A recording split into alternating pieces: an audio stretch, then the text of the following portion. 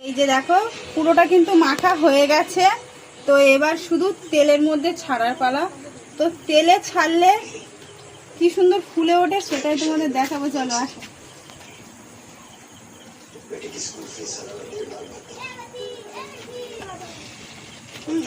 Hello বন্ধুরা, দাসবাড়ি বইয়ের চ্যানেলে সবাইকে স্বাগত। তো থাম্বনেল দেখে তোমরা নিশ্চয়ই বুঝতে পারছো যে আজকে কি বানাতে চলেছি। তো বেশি দেরি না করে চটপট করে বানানোটা দেখে নাও। তো প্রথমেই নিয়ে নিয়েছিলাম আমি একটা তালটাকে আগে ভালো করে ধুয়ে নিয়েছি। তো তোমাদেরকে একটা কথা জানাই, এই তালটা কিন্তু আমি বাজার থেকে কিনে আনিনি। এই তালটা আমাদের বাড়ির পাশের গাছেরই তাল। তো 2-3 দিন হয়ে গেছে বাড়িতে এনে রেখে দিয়েছি। 2-3 দিন পরে দেখো খুব সুন্দর নরম হয়ে গেছে।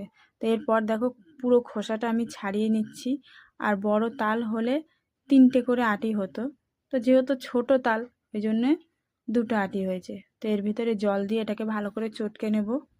তারপর একটা ঝুড়ির ওপরে এটাকে ভালো করে ঘষবো। এটাকে ততক্ষণ পর্যন্ত ঘষবো যতক্ষণ পর্যন্ত পুরো রসটা না বেরিয়ে যাচ্ছে। আর দেখো ছোট একটা তাল দিয়ে কিন্তু অনেকটাই রস বেরিয়েছে। এরপর এই গামলাটাকে আমি খালি করে নেব, কেন এই গামলাটার মধ্যে আমাকে সব কিছু মাখতে হবে। তো প্রথমেই নিয়ে নিলাম আটা। তো তোমরা চাইলে ময়দাও ব্যবহার করতে পারো। তো এর ভিতরে দিয়ে দিচ্ছি একটু নুন আর 1 প্যাকেট সুজি, পুরোটাই দিয়ে দিলাম। তো আমি এখানে নিয়েছিলাম 500 গ্রাম আটা, 1 প্যাকেট সুজি আর 2টো কলা। তো তোমরা চাইলে কাঁঠালি কলা দিতে পারো, অনেকে কাঁঠালি কলা দেয়। তো আমি তো কাঁঠালি কলা পাইনি, তাই এই কলাই দিলাম। আগে থেকে একটা নারকেল কুড়ে রেখে দিয়েছিলাম, সেই কুড়া নারকেলটা পুরোটা দিয়ে দিলাম। আর 1 থেকে 150 গ্রাম মতো চিনি। এটা সবগুলো একসাথে দিয়ে এবার এটাকে ভালো করে ডলে ডলে মেখে নেব। এই মাখাটা যত ভালো হবে ততই কিন্তু তালের বড়াগুলো সুন্দরভাবে ফুলবে। তো আমার কিন্তু খুব সুন্দরভাবে মাখা হয়ে গেছে। এরপর আমি নিয়ে নেব তালের রসটা। তো তালের রসটা দেখো আমি কিন্তু একসাথে পুরোটা দিচ্ছি না, প্রথমে অল্প করে দিয়ে নিলাম। দিয়ে এটাকে ভালো করে মেখে নেব উল্টে উল্টে। মেখে নেওয়ার পরে বাদবাকি যেটুকু থাকবে ওটা পরে ঢেলে দেব। তো যেটুকু রেখেছিলাম সেটা পুরোটাই কিন্তু আমি এতে ঢেলে দিলাম। ঢেলে দিয়ে পুরো ভালো করে চটকে চটকে এটাকে মাখিয়ে নেব। আর আমি কিন্তু এর ভেতরে একটু জলও ব্যবহার করেছিলাম, কেন জল না ব্যবহার করলে দেখছি অনেকটাই শক্ত হয়ে গেছে। তো এটাকে আমার পাতলা করতে হবে।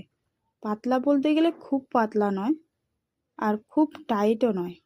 দেখো এটা কিন্তু এখন শক্ত আছে, এতে জলটা দেওয়ার পরে এরকম পাতলা হয়ে গেছে। তো পাতলা হয়ে যাওয়ার পরে এটাকে ভালো করে আমি হাত দিয়ে ফেটে নেব। এটাকে যত ফাটবো ততই একদম বড়াগুলো মালপোয়ার মতো ফুলবে খুব সুন্দরভাবে। এই যে দেখো পুরোটা কিন্তু মাখা হয়ে গেছে। তো এবার শুধু তেলের মধ্যে ছাড়ার পালা। তো তেলে ছাড়লে কি সুন্দর ফুলে ওঠে সেটাই তোমাদের দেখাবো। তো আগে থেকেই কিন্তু গ্যাসে আমি একটা কড়াই বসিয়ে রেখেছিলাম। কড়াইটা খুব ভালোভাবে গরম করে নিয়েছি যাতে তেলটা বেশিক্ষণ না লাগে গরম করতে। তার ভিতরে দেখো ছোট্ট ছোট্ট বল বানিয়ে বানিয়ে ছেড়ে দিলাম।